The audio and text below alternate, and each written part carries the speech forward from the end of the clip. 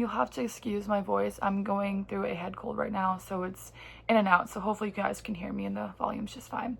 But I really enjoyed this week's discussion board because it's about just me and my mom, and this book is very heartwarming, and it shows that the mother will go through anything to make their child happy, which I think is super sweet. As we learned earlier in the week, we learned about children's book illustrations and how visual language and picture books, such as factors like image and text, character development, layout and flow, all impact how a book is made, and it's made for a reason. They all have a reason for these factors to be introduced.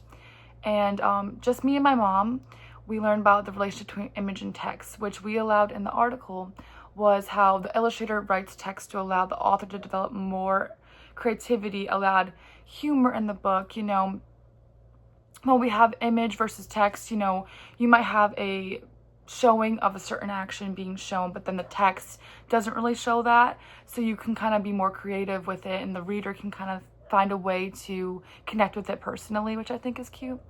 And then for character development, we learned early on that the mother is a very patient mother, a mother that would do anything for her child. And we learned that the child's kind of unruly, always want something more, it's very normal for children. But we learn as we grow through the book that the child ends up being more grateful and, allows the child to develop in a different way, which the character development is so that people can show more diverse personality, which I think is very important for a character.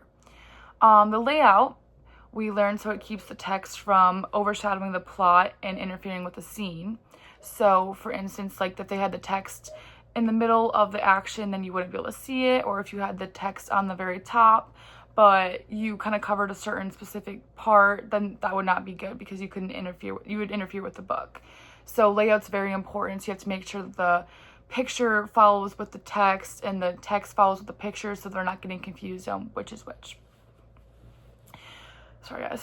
The flow is to keep the flow to allow children to stay interested and engaged, which I think is very important because as we know, children have a very, different time span when it comes to how much they can stay involved and engaged into a story. So if it stays long, then a child might not be more engaged to a short and, action-filled book. And so allowing this flow of the characters doing something and the plot being changed and the text having some fun little quirks as humor, we keep the nice flow of the book, which keeps the children engaged. My favorite part about children's books when I was younger was the color choices and style, because this allows children to understand more of the emotion and the mood in the book.